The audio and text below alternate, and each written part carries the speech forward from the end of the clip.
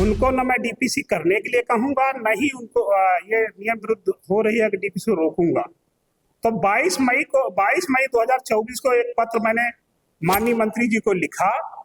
उसकी copy AICT अध्यक्ष नई दिल्ली को, प्रमुख सचिव माननीय राज्यपाल को, प्रमुख सचिव माननीय मुख्यमंत्री को, प्रमुख सचिव कार्मिक, प्रमुख सचिव वित्त, प्रमुख सचिव न्याय, प्रमुख सचिव प्रावधानिक शिक्षा को लिखा कि ये डीपीसी नियम विरुद्ध है, एआईसीटी एक्ट के विरुद्ध है, इसको रोका जाए। लेकिन हमारी बात नहीं मानी गई। तो मैंने मंत्री जी से कहा कि अब मैं आपके यहाँ कार्य नहीं कर सकता। 30 मई को मैं उनके साथ हटकर लखनऊ चला आया और 30 मई को ये डीपीसी हो गई। इसके बाद भी मैंने लगातार भारत सरकार को 5 चिट्ठियां लिखी, उत्तर प्रदेश सरकार को 5 चिट्ठियां लिखी, 2 बार माननीय मुख्यमंत्री जी के जनता दरबार में गए और हमने 5 लोगों को नोटिस दिया कि ये एआईसीटी एक्ट है, डबल बेंच का स्टे है और जो डीपीसी हो रही लोक सेवा आयोग से 100% सीधी भर्ती के माध्यम से होनी चाहिए। ये नियम विरुद्ध डीपीसी हो रही, जिसके कारण पूरे प्रदेश में जो पढ़े लिखे लोग हैं, एमटेक हैं, पीएचडी होल्डर हैं, ये परेशान होंगे। उत्तर प्रदेश के जो प्रावधानिक शिक्षा में जितने भी संगठन थे उनका विरोध कर रहे थे। तो ये डीपीसी 30 मई को हो गई, लेकिन इसके रिजल्ट घोषित नहीं हुए। लेकिन फिर प्रक्रिया चलती रही। हमें लग रहा था कि ये डीपीसी नियम विरुद्ध है, नहीं होगी। लेकिन 9 दिसंबर 2024 को इसका रिजल्ट आता है। डीपीसी 6600 ग्रेड पे में हुई थी और जब 9 दिसंबर 2024 को रिजल्ट आता है तो डीपीसी का हुई 6600 ग्रेड पे में और रिजल्ट आता है 9000 पे बैंड में। इसका मतलब जो आदमी 1 लाख रुपया पाता था वो सीधा 2.25 लाख रुपया पाने लगेगा। और जो एआईसीटी का नॉर्म है एमटेक प्लस 15 साल या पीएचडी प्लस 12 साल, वो नॉर्म लोग पूरे नहीं कर रहे थे। इसमें निदेशालय के अधिकारियों ने, शासन के अधिकारियों ने नियमों को धता बताते हुए डीपीसी किया, जिसकी वजह से पूरे विभाग में पढ़े लिखों के बीच में फ्रस्ट्रेशन है। 2000 करीब एमटेक होल्डर और 1000 पीएचडी होल्डर सब परेशान है। सबका कहना है कि इस विभाग में कोई नियम कानून नहीं है। आप ये जान लीजिए कि एआईसीटी एक्ट जो 1987 में पार्लियामेंट से पास हुआ था, उसका उद्देश्य था कि गरीब किसान मजदूर को अच्छी तकनीकी शिक्षा देने के लिए विभाग में हाईली क्वालिफाइड टीचर रुके, इसलिए उनके स्केल को, उनके क्वालिफिकेशन को बढ़ाया गया था। लेकिन अब आप ये भी जान लीजिए कि सुप्रीम कोर्ट के 3 जजों का फैसला है 24 मई 2022 का कि रूल चाहे पुराने हो, पद चाहे पुराने हो चाहे नए हो, अगर रूल में अमेंडमेंट हुआ है तो जो भी नियुक्तियां होंगी या जो भी डीपीसी होगी वो नए रूल से होगी। नए रूल में एचओडी का पद 100% लोक सेवा आयोग से सीधी भर्ती का है। इसी आधार पर हमारे संगठन के कुछ लोग गए थे हाई कोर्ट में, जिससे उनको जो है पुरानी सेवा पॉलिसी डीपी से करने का कोर्ट ने आदेश दिया था। कुछ तथ्य को बिना जाने हुए यही सरकार जनवरी 2023 में हाई कोर्ट के डबल बेंच से स्टे लेकर आती है सुप्रीम कोर्ट के 3 जजों के फैसले के आधार पर। एम देवराज साहब से पहले प्रमुख सचिव डबल बेंच का स्टे लेकर आते हैं, लेकिन पता नहीं क्यों किन परिस्थितियों में पुराने सेवानिवृत्त जिससे डीपीसी कर नहीं सकते थे, उन्होंने डीपीसी किया। वो डीपीसी पुराने सेवानिवृत्त 6600 में किया और रिजल्ट जो आ रहे हैं वो 9000 पे बैंड का, जो एक बहुत बड़ी वित्तीय अनियमितता है। मैं सिर्फ इतना कहना चाहता हूं कि माननीय विधायक महोदया ने के संज्ञान में जब आया तो ये मुद्दा बना। अभी मेरे खिलाफ 1 जनवरी 2021 को शो कॉज नोटिस दिया गया और मेरा ट्रांसफर कानपुर में, मैं निदेशालय में अटैच था राजकीय पालिंग नरैनी और राजकीय पालिंग बांदा का प्रिंसिपल था। तत्काल प्रभाव से मेरा ट्रांसफर जो है रामपुर कर दिया गया।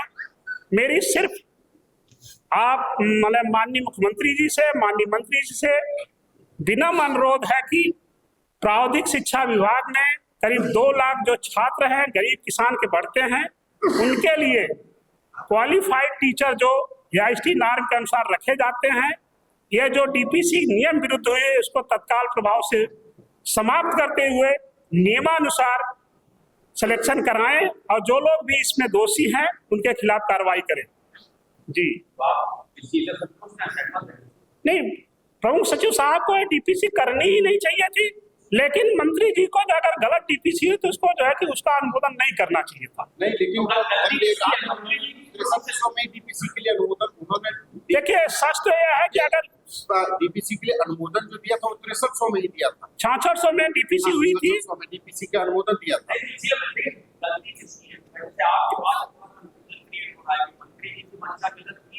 नहीं देखिए, अगर अधिकारी लोग नियमानुसार DPC करते थे DPC नहीं होती। तो सबसे पहला दोष तो अधिकारियों का है। जब डबल बेंच से स्टे लेकर आए हैं आप, DPC पर स्टे है, आप कर नहीं सकते तो आपने क्यों किया? अगर आपने कर दिया तो विभागीय मंत्री जी को इसका अनुमोदन नहीं करना चाहिए था।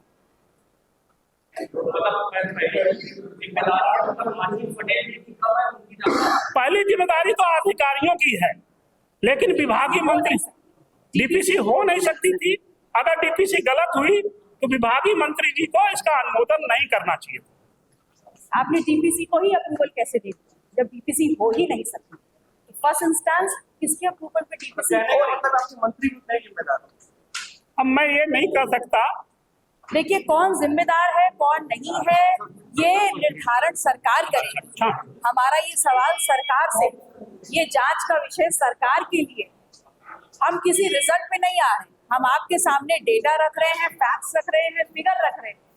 Now the ball is in their court. उनको बताना है, उनको जांच करनी है और उनको न्याय प्रक्रिया पूरी करनी है।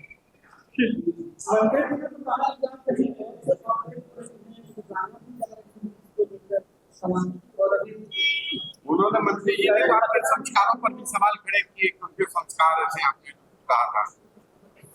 देखिए, आप सब लोग जब सड़क पे चलते होंगे तो एक पालतू कुत्ता आपके पीछे भौं भौं करके जरूर आता होगा, और जब उस कुत्ते को पलट करके आप घुश कर देंगे तो उसके बाद वो कूकू करेगा। तो ये जो कूकू है ना, ये वही वाला कूकू है। और संस्कारों की बात क्या कर रहे हैं? जब आप इस सदन में एक महिला निर्वाचित सदस्य के लिए आप आइटम जैसे शब्दों का प्रयोग कर रहे हैं, तब आपको संस्कारों की याद नहीं आ रही। मेरा सवाल है कि क्या आप अपने घर की महिलाओं के लिए, अपने घर में बहनों के लिए, माताओं के लिए इन्हीं शब्दों का प्रयोग करते हैं? उन्होंने कहा कि आपकी कॉल तो पता चल जाएगा। देखिए, मेरी कॉल डिटेल्स निकाले या ना निकाले, नहीं कॉल, वही मैंने कहा कि वो निकाले या ना निकाले, मुझे कोई फर्क नहीं पड़ता इस बात से। लेकिन ये बात सत्य है कि उनके जो स्क्रिप्ट राइटर नोएडा में बैठे हैं और जो उनके लिए स्क्रिप्ट लिख रहे हैं, उनकी बुद्धि पर मुझे थोड़ी दया आती है कि स्क्रिप्ट राइटर ये भूल जा रहे हैं कि घोड़ों की दौड़ में वो खच्चरों को दौड़ा रहे हैं। वो कहे मुझे डर भी है, कोई आपको मार देगा, STF से भी डर है और लोगों से भी डर है। वो किस बात का डर है? अरे सारे, कोई भी अपराधी हो, ही और शी में भी एनीबडी, कोई भी अपराधी हो, उसके दिल में, दिमाग में STF का डर होना चाहिए, बिल्कुल लाजमी है। कल मंत्री जी की मुख्यमंत्री से मुलाकात हुई है और वो तो कह रहे हैं कि बड़ी अच्छी से मुलाकात हुई, उन्होंने अपनी बात रखी, मुख्यमंत्री ने कार्रवाई का आश्वासन दिया। देखिए, मैं इसमें बहुत ज्यादा तो नहीं कहूंगी, लेकिन मैंने कुछ दिन पहले आप लोग के मार्फत ही एक इंटरव्यू सुना था जिसमें वो स्वयं कह रहे थे कि अगर वहां जाएंगे तो जूता लात करेंगे, थप्पड़ अप्पड़ पड़ेंगे और बात खत्म हो जाएगी। तो अब बाकी क्या है वो आप उन्हीं से पूछ लीजिएगा उनके साथ क्या हुआ है।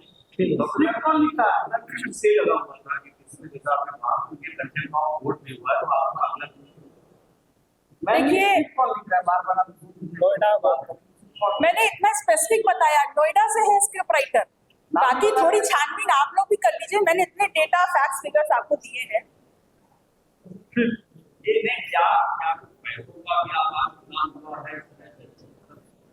देखिए, मैंने सबसे पहले यही बात बोली थी कि माननीय योगी जी के नाम पर जो है यहाँ पर पैसा लिया गया है और वो पैसे की रकम इतनी बड़ी है, और उससे भी ज्यादा महत्वपूर्ण ये है कि जो सरकारी धन है उसमें वित्तीय अनियमितताएं हुई। Almost an average of more than 50 crore per year is an extra load on the government funds. तो सबसे पहले इन चीजों की जांच होनी चाहिए। ठीक। नहीं, संपत्ति की नहीं, गवर्नमेंट फंड से जो पैसा निकल रहा है इस फ्रॉडियल नियमाविरुद्ध प्रमोशन से, उसकी जांच करानी चाहिए। आशीष पटेल जी इसमें इस सरकार के अधिकारी का एसटीएफ का तमाम काम ले रहे हैं और वो लोग भी लगे हैं आपके साथ कि कौन लगा है कौन नहीं लगा, अभी तो फिलहाल मेरे साथ राज बहादुर पटेल जी बैठे हुए हैं और मैं तो ये मानती हूँ साक्षात सरदार पटेल और उनके वंशज मेरे बगल में बैठे जो अपने आप में सच्चाई और ईमानदारी का आकाश के धूमकेतु। और अगर ऐसे व्यक्ति झूठ बोल करके सरदार पटेल के पास भी जाएंगे तो सरदार पटेल भी वहां से उनको दुत्कार देंगे। तो साक्षात बैठे तो है सरदार पटेल के वंशज आपके सामने, जिनके पास परिस्थितियां थी। अरे छोड़िए, क्या चोर चक्कों की बात कर रहे हैं, जयचंदों का नाम लिया जाता है क्या ईमानदारों के बीच में? बने रहें न्यूज़स्टार 7 मीडिया के साथ। हमें फॉलो करें YouTube, Instagram, Facebook और Twitter पर। मिलते हैं अगली वीडियो में।